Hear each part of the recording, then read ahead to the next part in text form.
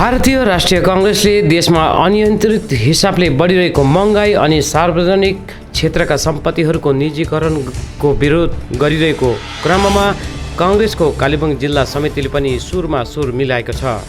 आज जिल्ला कांग्रेसको पक्षबाट जिल्ला अध्यक्ष दिलीप प्रधान अनि प्रवक्ता एसके सिन्हाले एउटा पत्रकार भेलालाई सम्बोधन गर्दै महँगाई अनि निजीकरणलाई लिएर केन्द्रको बीजेपी सरकारको चौतर्फी आलोचना गरेका छन्। पहाडको क्षेत्रीय मुद्दा अनि आगामी दिनमा हुन गइरहेको त्रिपक्षीय वार्ताबारे सोधिएको प्रश्नको जवाबमा प्रदेश अध्यक्ष प्रधानले त्यो त्रिपक्षीय वार्ता पनि फेल भइसकेको दाबी गरेका छन्। रखा था, लेकिन इस बार के भारत सरकार जो है देश में वो इसको लीज पर देने या बेचने का प्रयत्न कर रहे हैं। इसी तरह से जैसे रेलवेज है, ट्रेन है, नेशनल हाईवेज है, टेलीकॉम है, गैस पाइपलाइंस है, वायर हाउसेस है, द पावर सेक्टर है, ऑल आर लैंग्वेज।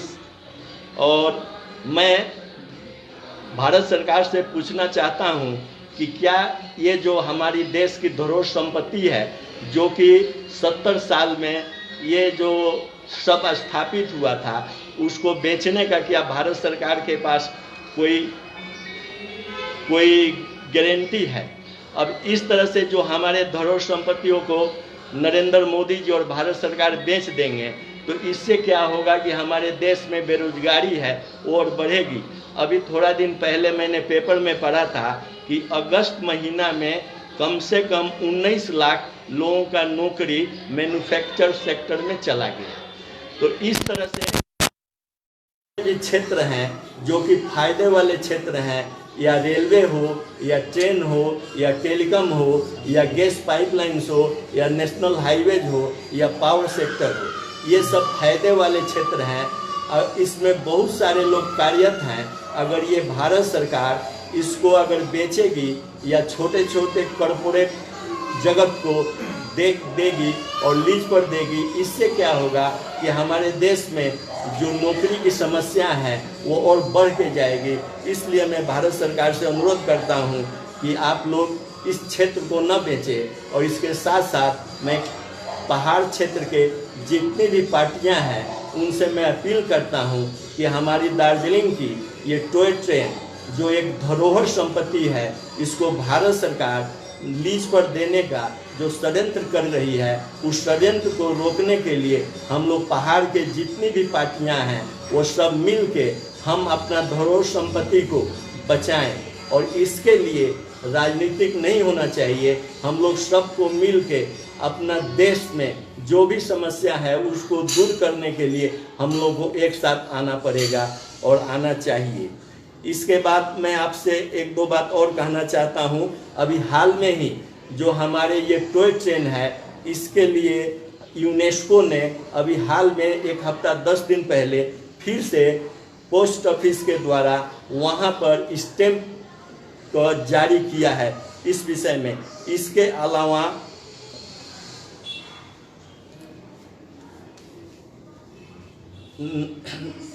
अलावा बयाना ने भी इसके ऊपर जारी किया है और इसके ऊपर भूटान सरकार ने भी बहुत पहले स्टाम्प जारी किया था। उसी तरह से सिक्किम सरकार ने भी इसके ऊपर किया था। इसलिए जो ये टॉय ट्रेन है और इसको हमारी दार्जिलिंग की एक धरोहर है, ये पहाड़ की रानी के नाम से विख्यात दार्जिलिंग का ये 1889 में स्थापित हुआ विश्व प्रसिद्ध रेलवे है। इसको हम लोगों को बचाने के लिए यथाशीघ्र जो भी हो प्रयत्न करना चाहिए और अपने धरोहर को बचा के रखना चाहिए। इसी के साथ मैं अपने अध्यक्ष साहब से बाकी जो समस्या है उसके बारे में 2-4 शब्द कहने के लिए उससे मैं अनुरोध करता हूँ। धन्यवाद, थैंक यू। र विशेष हाम्रो प्रवक्ताज्यूले जुन चाहिँ कुरा गर्नुभयो है देशको विषयमा, सबैलाई थाहा भएको कुरो, दार्जिलिङ मात्र होइन सम्पूर्ण भारतले भोगिरहेको कुरो हो है। महँगाई हेर्नुहोस् है, रोजगार हेर्नुहोस्।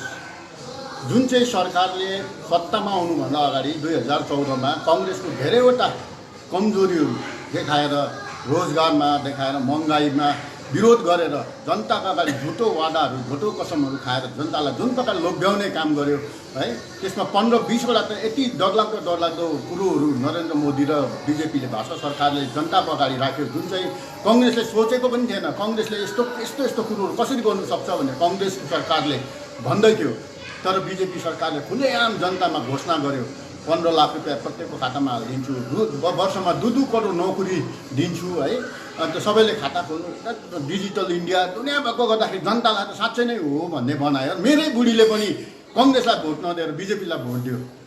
त्यस्तो अवस्थामा त्यस्तो पारा जनतालाई लोभ्याएर भोट जितेर गयो है। तर बिजेपीले अहिले वर्षमा 2 करोड रोजगार दिन्छु भने जवाब वर्षमा 2 करोड जनतालाई रोजगार पाउँदै गर्दै गरेको जनतालाई नोकरीबाट हटाउने काम गर्यो। त्यो जनताले देखिरहेको कुरो छ। रोजगारको विषयमा हाहाकार, शिक्षाको विषयमा हाहाकार है, त्यही माथि यो महँगाईको विषयमा हाहाकार, प्रत्येक कुरो। अहिले त्यति बेलाको टाइममा 2014मा 67 रुपिस पर लिटर पेट्रोल हुँदाखेरि देशमा हङ्गामा गर्ने बिजेपी पार्टीले आज 110 रुपियाँ पुगिसक्यो कतिवटा राज्यमा तेलको दाम। त्यस्तो अवस्थामा राखिरहेछ। डिजलको दाम सँगसँगै पेट्रोल र डिजल सँगसँगै भइसक्यो है। त्यस्तो अवस्था महँगाई हेर्नुहोस्, तेल 400 रुपियाँ, खानतेल रिफाइन्ड तेल 400 रुपियाँ पुगिसक्यो, जति बेला 60-70 रुपियाँ तेल थियो कङ्ग्रेसको पालामा। यस्तो पाराले रोजगार बढाएर जनताको निम्न वर्ग र मध्यम वर्ग निम्न वर्ग जनतालाई भिखारी बनाउनु आइसक्यो। त्यही माथि फेरि अर्को कुरो चाहिँ के भएर गएको छ भन्दाखेरि जनतालाई इम्प्लोइमेन्ट दिने सोर्सहरू इन्डियाको जुन चाहिँ धरोहरहरू कङ्ग्रेसले त्यहाँ स्थापित गरेको थियो है, देश चलाउनुको निम्ति जुन प्रकारले पैसाको इन्कम सोर्स अफ इन्कम ल्याउनुको लागि कङ्ग्रेस सरकारले धरोहर तयारी गरेको थियो, जहाँबाट सोर्स अफ इन्कम तिजोरी भरेर जनतालाई रोजगार दिने काम गर्थ्यो, महँगाईलाई स्टेबल गर्नु ठिक ब्यालेन्स गर्ने काम गर्थ्यो है।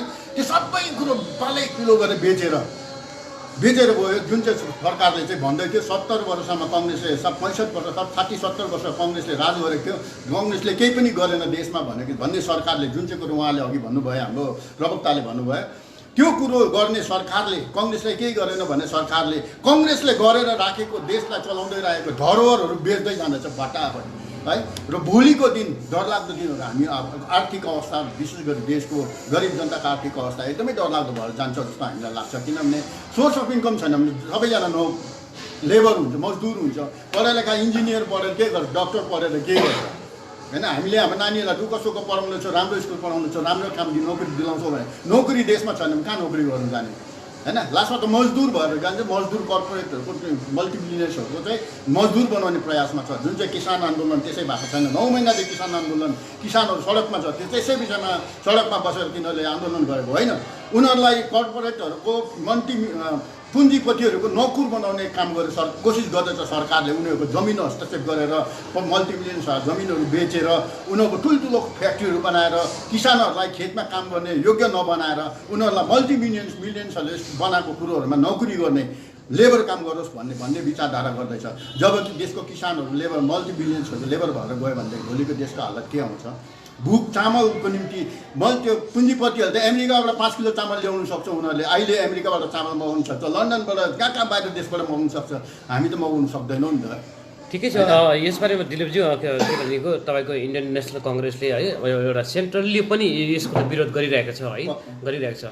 तपाईँ यहाँ दार्जिलिङमा अथवा पाहाडमा कालिम्पोङमा हुनुहुन्छ है, या लोकल इस्युजहरूको बारेमा पनि हामी तपाईँको मनोभाव या तपाईँको विचारधारा हामी जान्न चाहन्छौँ कि जो पाहाडको जुन इस्यु छ, एउटा जुन पिपिएस भन्ने जुन इस्यु छ अहिले भइरहेछ है, त्यसलाई लिएर भारतीय बिजेपी सरकारले अब चाँडै एउटा वार्ता, त्रिपक्षीय वार्ता डाक्ने कुरा गरिरहेको छ है। यसलाई कस्तो प्रकारले कङ्ग्रेसले कस्तो प्रकारले अब्जर्भेसन कसरी गरेको छ, कसरी हेरेको छ यसलाई? पिपिएस सबभन्दा ठुलो कुरो पिपिएस भनेको के हो अहिले खुलस्त छैन। त्यसको खाता खोलेर पिपिएसको अर्थ के हो के पनि थाहा छैन। कसले के भन्छ मनपरी छ। यो बिजेपीले दिएको एउटा मुद्दा पिपिएस भनेर एउटा दिएको नाम छ है। र यहाँको जनताले बिजेपीलाई कसरी विश्वास गर्दछ म त्यो बुझ्नै सकेको छुइनँ।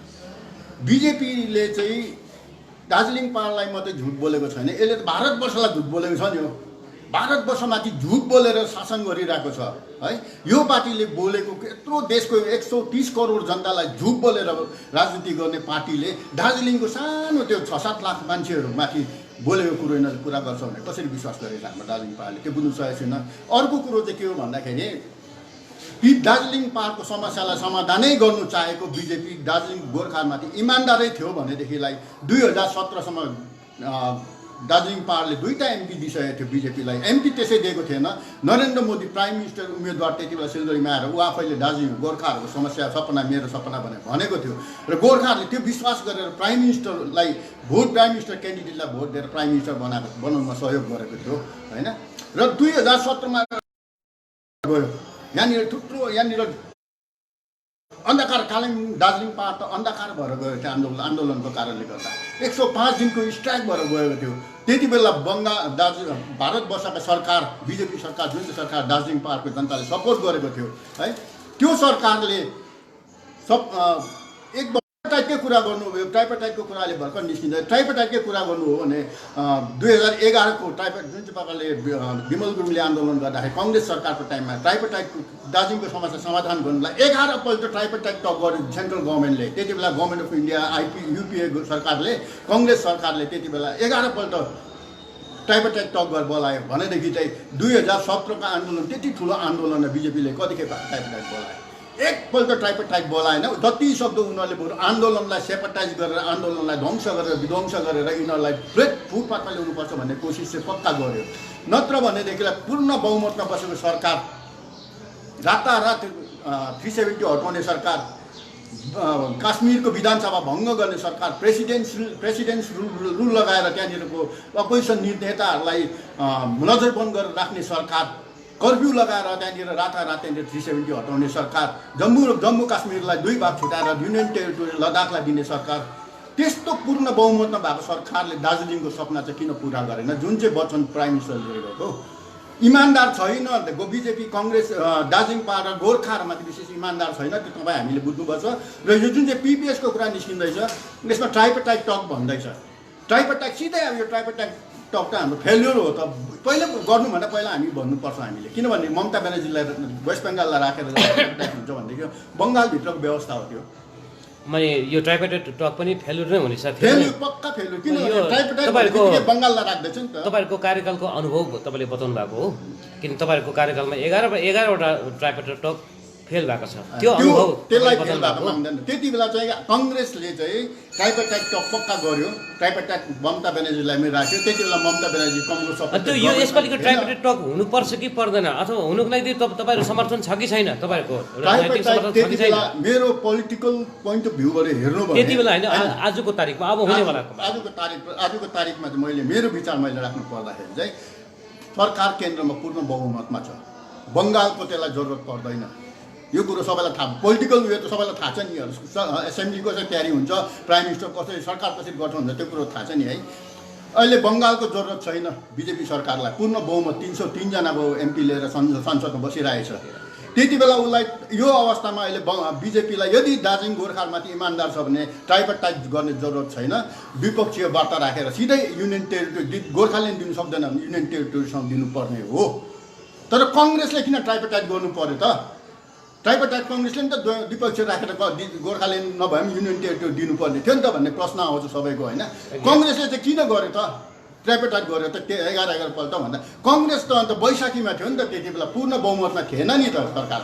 अन्त बङ्गालले विरोध गरिरहेछ, अहिले पनि विरोध गरिरहेछ बङ्गालले गोर्खाल्यान्डको र युनियन टेरिटोरीको भने त्यति बेला पनि विरोध गरिरहेको थियो। त्यो विरोध गर्दा यदि कङ्ग्रेसले त्यो पक्षलाई सिधै लिएर बङ्गालको अनुमति बिना बङ्गाललाई नमनाइकन हामीले कङ्ग्रेसले कुनै डिसिसन लिँदा त कङ्ग्रेस ढलफल हुने सरकार, केन्द्र सरकार ढलफल हुने अवस्थामा थियो नि त। कङ्ग्रेस त बाध्य भयो ट्राइपाटाइट गराउनु, तर बिजेपी त बाध्य छैन नि। देशको सम्पूर्ण पार्टीले विरोध गरेको जम्मू र काश्मीरको विषयमा विरोध गर्दै रातारात त्यो डिक्लेयर गर्नु सक्यो। युनियन टेरिटोरी कहिले नमागेको लद्दाखलाई युनियन टेरिटोरी बनाउन सक्ने सरकारले त दार्जिलिङको लागि त सानो कुरो हो नि, यसलाई त प्लट्टै दिइहाल्नु सक्थ्यो नि त। बित्थामा ट्राइपाटाइट भनेर राखेर ममता ब्यानर्जीलाई बोलाएर राख्नु भनेको मतलब चाहिँ इमान्दार छैन। यो ट्राइपाटाइट फेल्योर अहिले नै हामी फेल भयो भन्छौँ र यो भयो गऱ्यो भने बङ्गालभित्रको व्यवस्था नै हुन्छ, जिटिए जस्तै एउटा व्यवस्था हुन्छ। फेरि जनताको आँखामा धुलो हाल्ने काम हुन्छ। जनता सतर्क बस्नुपर्छ र यो ट्राइपाटाइट फेल भयो हुने बित्तिकै यदि जनता सतर्क भएर जनताको डिमान्ड के हो, जनता पनि एउटा उयो भएर बस्नुपर्छ। जनताले चाहेको चाहिँ के हो? गोर्खाल्यान्ड चाहेको कि पिपिएस चाहेको कि बङ्गालभित्रको व्यवस्था चाहेको कि डेभलपमेन्ट चाहेको? जनता पनि क्लियर छैन जस्तो मलाई लाग्छ। यसमा जनता क्लियर हुनुपर्छ पहिला सुरु। र ट्राइपाटाइटको विषयमा चाहिँ म पिपिएसको विषयमा त्यही भन्छु, ट्राइपाटाइट पिपिएसले केही पनि हुँदैन दार्जिलिङको जनताको एसपिरेसनलाई पुरा गर्न सक्दैन।